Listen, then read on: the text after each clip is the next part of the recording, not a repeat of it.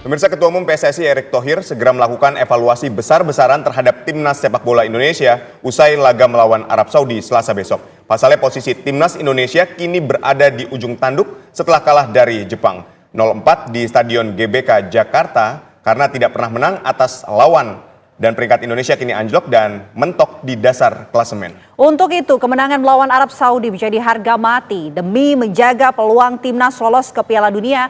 Apa kira-kira strategi pelatih Shin Tae-yong agar bisa menaklukkan Arab Saudi? Untuk membahasnya telah tersambung bersama kami pengamat sepak bola Tommy Welly atau Bung Toel dan juga Muhammad Kusnaini alias Bungkus. Selamat petang, Bapak-bapak. Selamat petang, Bapak-bapak dan Ibu. Baik, saya mau ke Bung Toel terlebih dahulu. Bung Toel, ini sudah ada statement bahwa Ketua Umum PSSI Erick Thohir segera melakukan evaluasi besar-besaran terhadap skuad Garuda usai laga melawan Arab Saudi. Apa yang bisa dimaknai, Bung Toel? Oke, dari kalimat dari pernyataan terakhir Ketua Umum, yang pertama kalimatnya adalah percaya tidak dengan proyek besar ini. Satu, proyek besar. Proyek besar itu adalah lolos Piala Dunia, gitu kan? Yang kedua adalah jangan ada ego pribadi atau ego individu, kalimatnya kan begitu. Yang ketiga, evaluasi besar-besaran setelah hasil lawan Arab Saudi.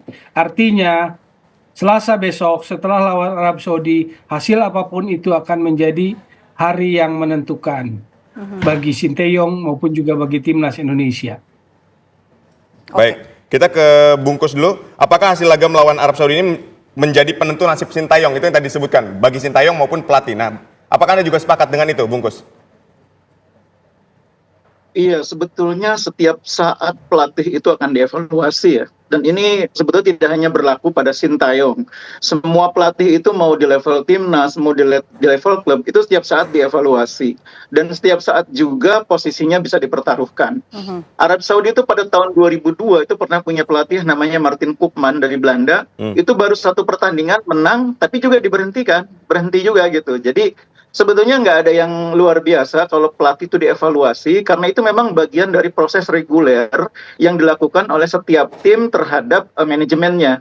Dan bukan hanya pelatih sebetulnya, staf pelatih juga dievaluasi, pemain juga dievaluasi, bahwa kemudian menjadi menjadi menarik karena memang pernyataan tersebut muncul sesudah kekalahan dari Jepang yang membuat posisi Indonesia turun di dasar klasemen. Itu sebetulnya kalau proses evaluasinya memang itu proses yang reguler yang dilakukan secara rutin oleh setiap tim terhadap jajaran pelatih maupun pemain sebetulnya. Kalau tim nasional itu kan pemainnya setiap saat bisa berubah-ubah, beda dengan pemain di level klub. Jadi kalau saya sih tidak melihat hal yang terlalu luar biasa, tapi itu semacam suntikan motivasi dari ketua umum supaya pemain bisa bermain lebih fight, supaya pelatih juga bisa memberikan yang terbaik. Yaitu dalam ilmu psikologi itu namanya upaya untuk membangkitkan semangat.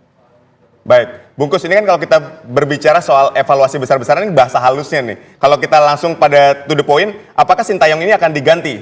Misalnya kita tetap tidak dapat melaju atau misalnya kita katakanlah kalah dengan Arab Saudi. Kalau lawan Arab Saudi memang udah pasti tidak bisa melaju. Ya, betul.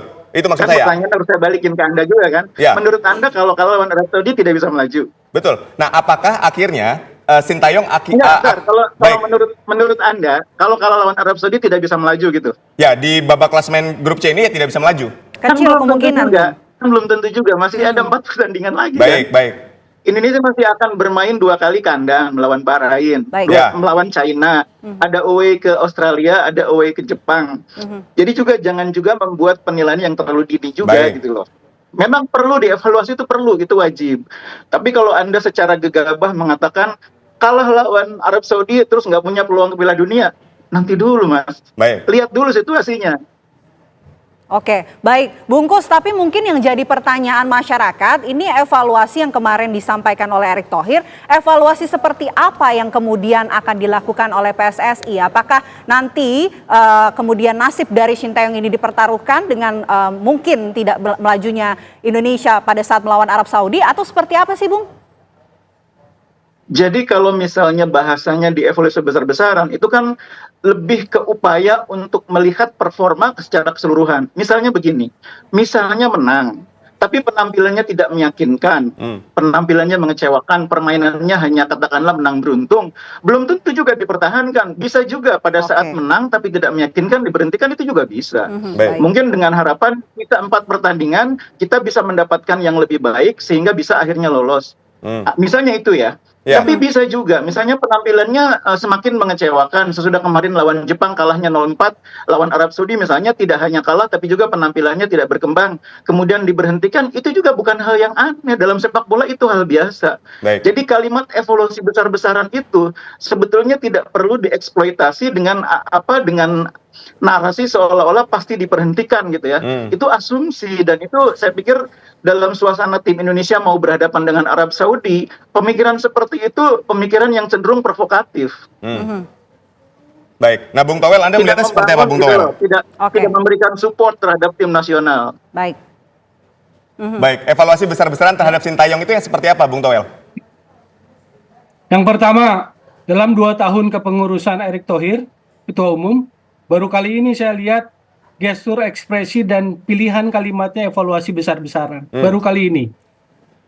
Lalu kemarin juga ada banyak kelihatan kalau kita bicara siap mundur, dalam catatan saya sudah 2 kali itu. Dalam kurang lebih tempo misalnya 2 minggu terakhir lah. Yang pertama itu akhir Oktober. Ya.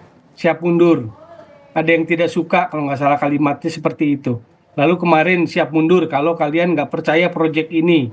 Saya yang bersedia. Jadi Ketua Umum pasang badan. Sebetulnya kalau kita dalam konteks olahraga, itu adalah sebuah sindiran gitu loh kepada yang harus bertanggung jawab secara teknis.